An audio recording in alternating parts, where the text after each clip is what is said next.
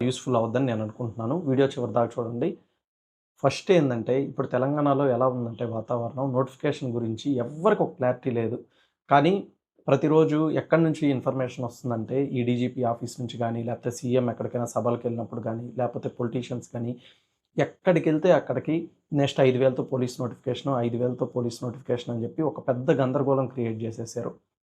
ఇంకా యూట్యూబర్‌లకు గాని, లేకపోతే టెలిగ్రామ్స్, యాప్‌లు ఇయన్నీ మెయింటైన్ చేసే వాళ్ళకి గూడా మనకంటూ ఇన్ఫర్మేషన్ ఎక్కడి నుంచొస్తది? ఏదైనా గవర్నమెంట్ రిలీజ్ చేస్తే తెలుస్తది. గవర్నమెంట్ అయితే అఫీషియల్‌గా ఎటువంటి నోటిఫికేషన్ గురించి ఇన్ఫర్మేషన్ రిలీజ్ చేయలేదు. మనం ఇప్పటిదాకా అన్నీ విన్నయన్నీ ఏదైనా పొలిటికల్ లీడర్స్ నుంచి గాని, అండ్ స్టేట్ సీఎం గురించి గాని. ఈరోజు తెలంగాణలో ఎందుకు స్టూడెంట్స్ నుంచి ఉద్రిక్తత గాని, అంత గందరగోళం ఎందుకు ఏర్పడిందంటే, స్టూడెంట్స్ ఎప్పుడు ఇన్ని వేకెన్సీస్ కావాలని అడగలేదు.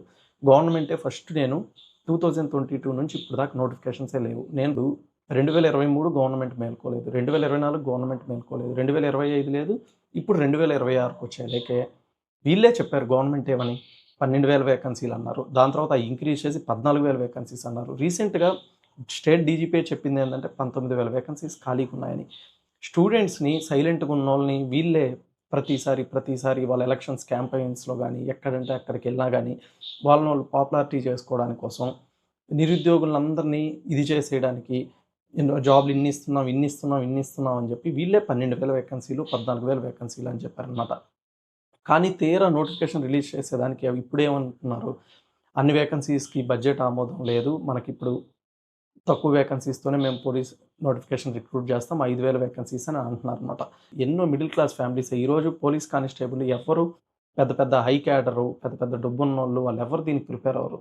ఎక్కువ శాతం ప్రిపేర్ అయ్యేదంతా మిడిల్ క్లాసు, వాళ్ళ ఫాదర్స్ కానీ, మదర్స్ కానీ ఏదైనా డైలీ కూలీ చేసేవాళ్ళు వాళ్ళే దీనికి ప్రిపేర్ అవుతారనమాట.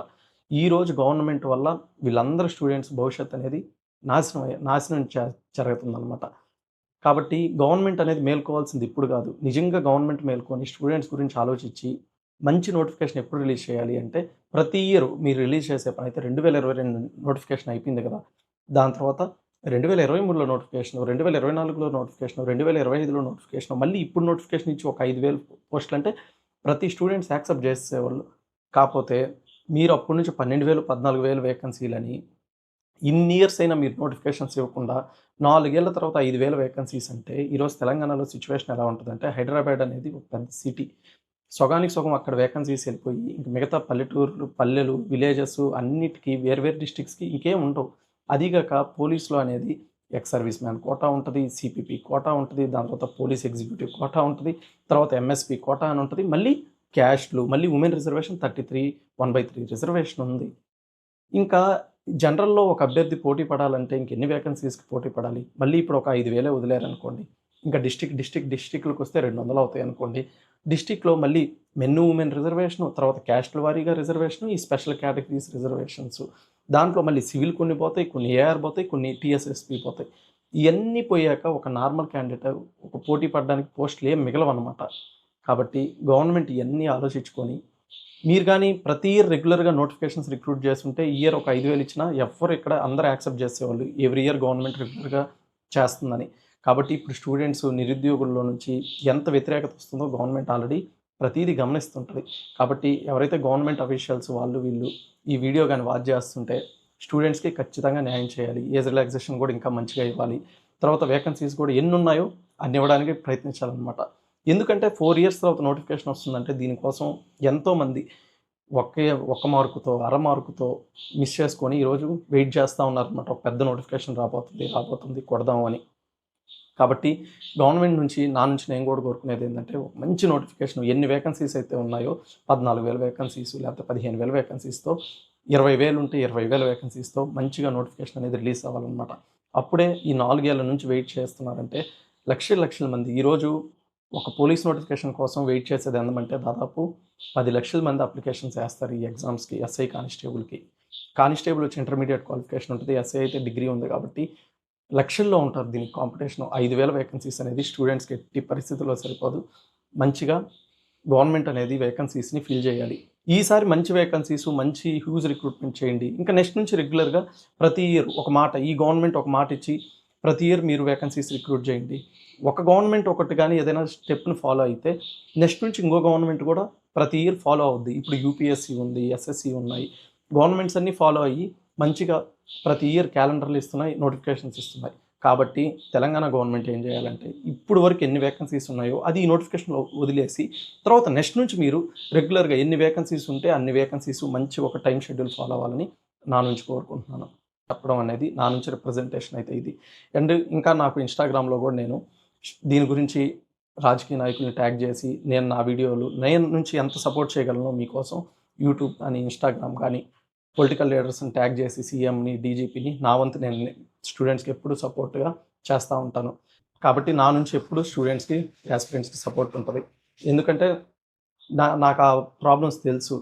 అంత తక్కువ వేకెన్సీలు వస్తే అవి ఏ స్టూడెంట్స్కి యూస్ కాదనమాట. పోలీస్ డిపార్ట్మెంట్లో మాత్రం వస్తే ఒక మంచి నోటిఫికేషన్, ద బెస్ట్ నోటిఫికేషన్ రావాలి. ఇంకా మళ్ళీ నేను స్టూడెంట్స్కి ఇచ్చే అడ్వైజ్ ఏంటంటే ఆల్రెడీ మీ తోటి ఫ్రెండ్స్ ఎవరైతే ధర్నా చేస్తున్నారో వేరే వాళ్ళు ధర్నాలకు పిలుపునిచ్చి ప్రొటెస్టులు చేస్తున్నారు గవర్నమెంట్కి అగైనెస్ట్గా, మీరు గవర్నమెంట్ని ప్రశ్నించడంలో తప్పు లేదు. మీరు రిప్రజెంటేషన్ ఇస్తేనే గవర్నమెంట్కి తెలుస్తుంది.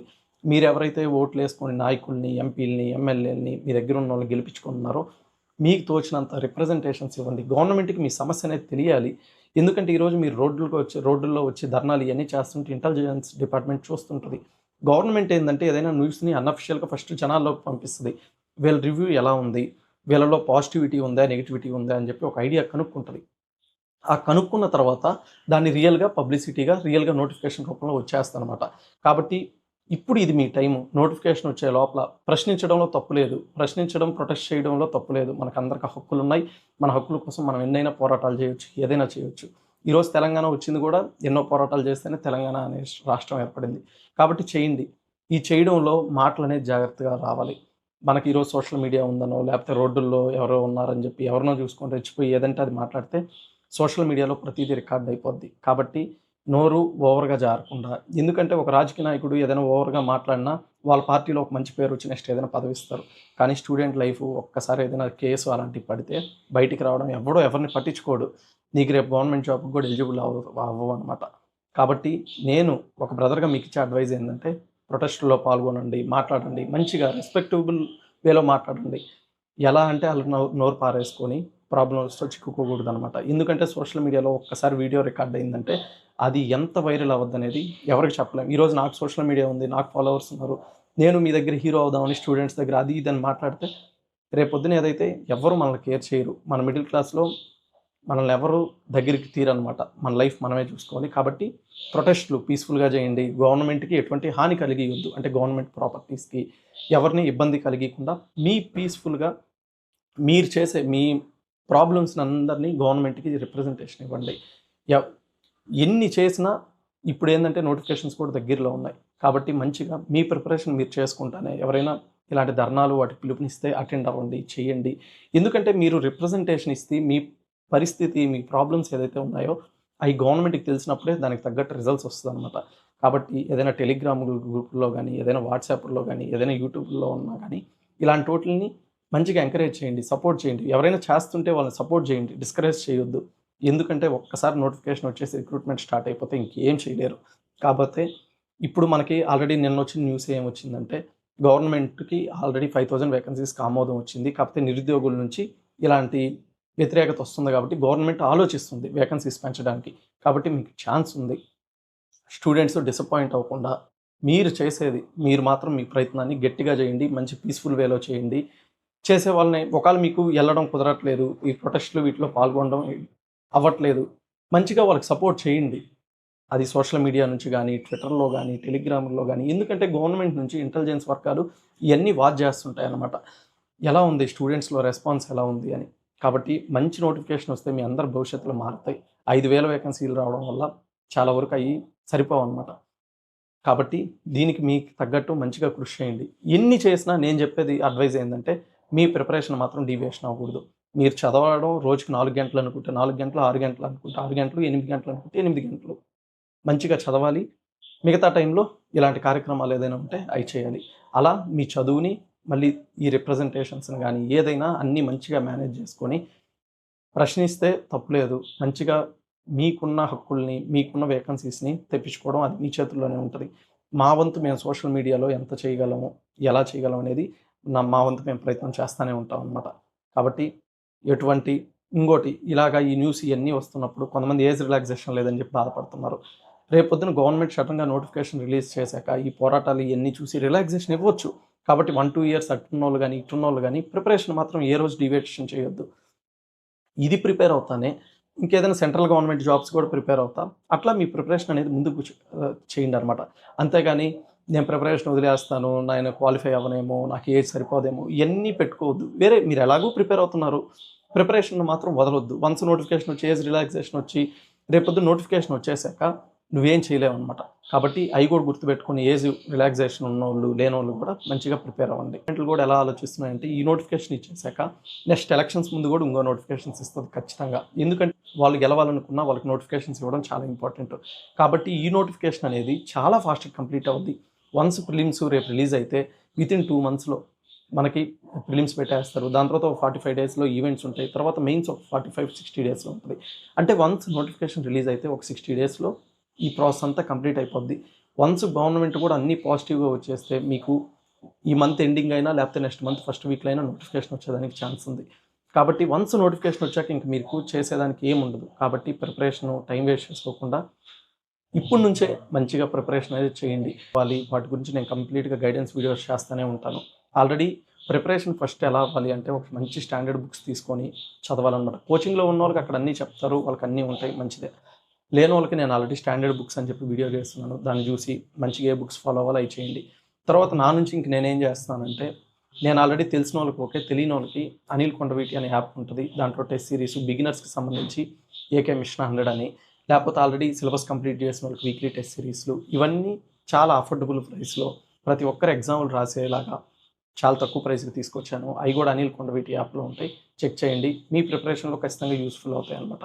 కాబట్టి నా నుంచి సపోర్ట్ మీకు ఎప్పుడూ ఉంటది. అందరూ మంచిగా ప్రిపేర్ అవ్వండి. టైం అయితే వేస్ట్ చేసుకోవద్దు.